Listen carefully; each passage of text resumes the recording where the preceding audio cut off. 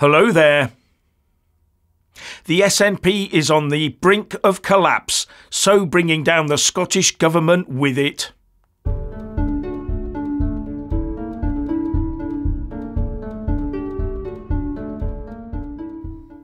The SNP is rightfully now imploding, and the people of Scotland deserve far better than the inevitable fallout that this implosion will deliver.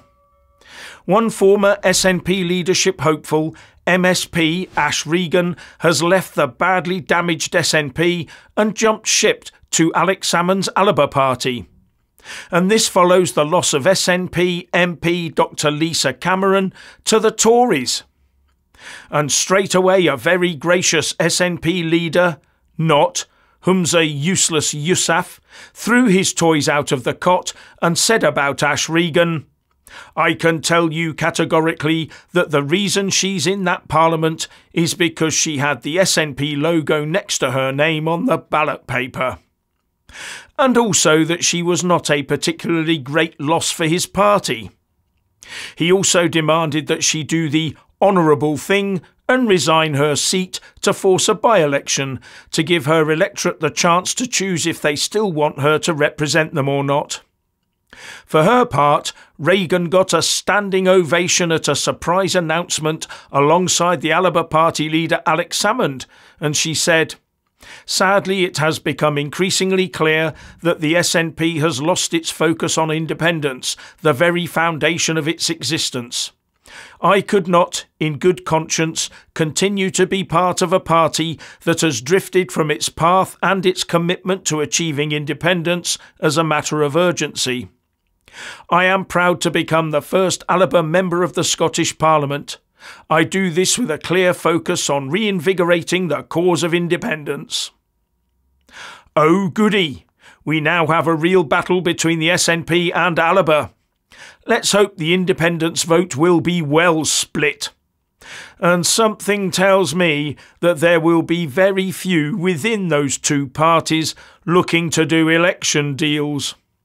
And Labour, who would have been savouring this very moment, hoping for a rise in the polls, now has its own internal battle between supporters of Israel and the supporters of Hamas-controlled Gaza.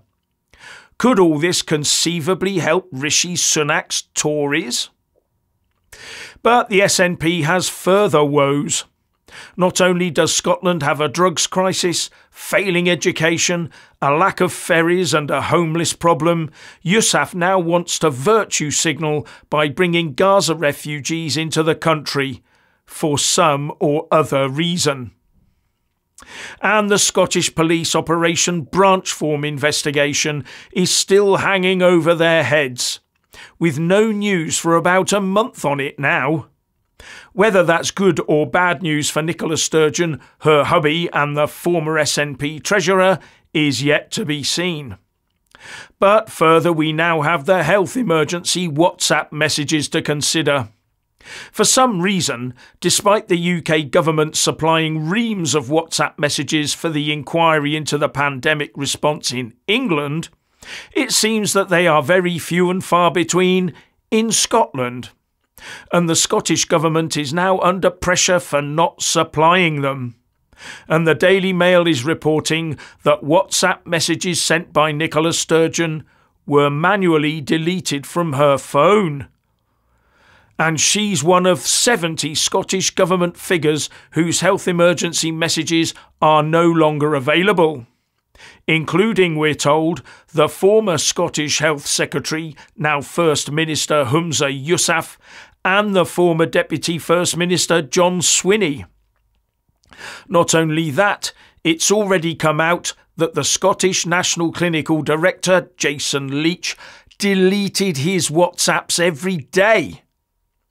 Now, do you remember all the hoo-ha when the Westminster government talked about only handing over the relevant messages to the inquiry because of concerns of privacy issues, and the subsequent lambasting they got for even suggesting it? Well, it appears that the SNP government is trying the exact same line, and no one seems to be questioning it. They're saying that the inquiry has all the official records that it needs. Ye gods, even Boris Johnson, as I understand it, managed to retrieve most of his WhatsApp messages and hand them over, despite knowing that whatever happened, he would be criticised for what was on them.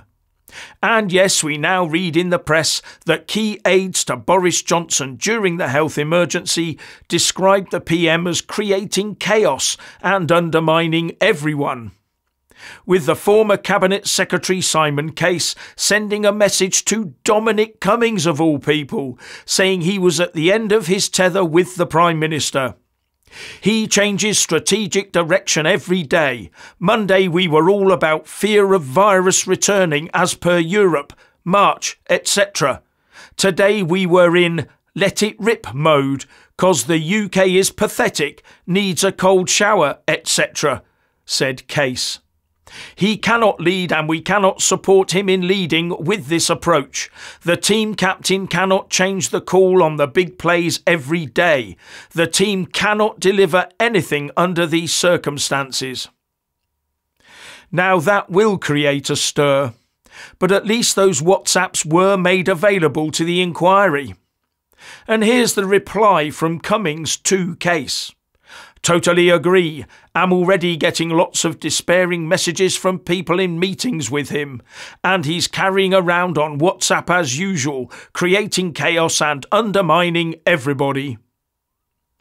Why are the SNP so bulletproof when it comes to this sort of stuff?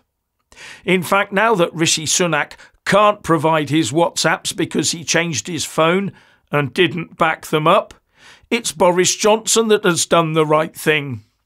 Now that's a surprise. And surely Nicola Sturgeon would have come out wearing a halo if her WhatsApps were made public. Or maybe not. Had this been replicated in the UK government, lawsuits would be coming in from the usual suspects. And there she was every day at midday doing her St Nicholas stuff at the pandemic press briefings. But now she'll never be able to prove how wonderful she was. However will she write her memoirs without access to those WhatsApp messages? Well, she'll no doubt make it up anyway. Her usually dodgy memory will no doubt suddenly become crystal clear when dealing with her political legacy. Anyway, here's what Channel 4 News correspondent and presenter asked St Nicola in August 2021. All very prescient.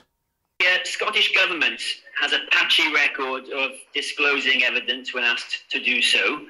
Can you guarantee to the bereaved families that you will disclose emails, WhatsApps, private emails, if you've been using them, whatever, that nothing will be off limits in this inquiry?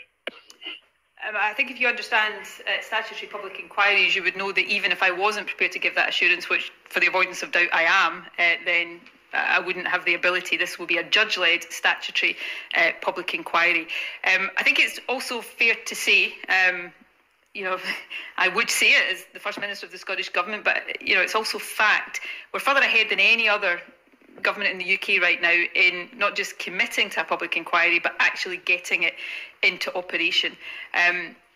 People will judge the public inquiry as it progresses, and it will be entirely down to the judge appointed to lead it as to how it goes about its business. But as the leader of a government over these past 18 months, and I mean this really strongly, I desperately want every appropriate lesson from what we've gone through to be learned, so that any future government, hopefully not for decades to come, but any future government that is in a similar situation has the benefit of that learning.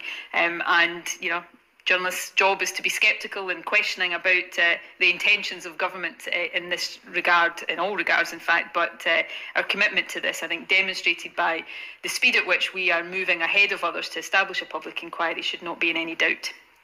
So she said she was prepared to hand over everything, not least because of an upcoming judge-led inquiry. But here's what the chairman of The Spectator magazine and former BBC heavyweight Andrew Neil said on X. Two options arise. Either Sturgeon lied at that on-the-record press conference in the summer of 2021 when she promised to disclose all WhatsApps, knowing she had already deleted them, or she was sincere in her pledge to disclose all WhatsApp messages, but for some reason proceeded to delete them later. Either option is a full-blown political scandal. Am I missing a third option? Her successor, Mr. Yousaf, is in the exact same position, so both the previous and the current First Ministers have some serious questions to answer. This is big. Well, it would be big if it concerned the Tory government. Everyone else seems to get a free pass from the press, though, especially the SNP. But maybe this time it will be the straw that broke the camel's back and broke the current SNP government.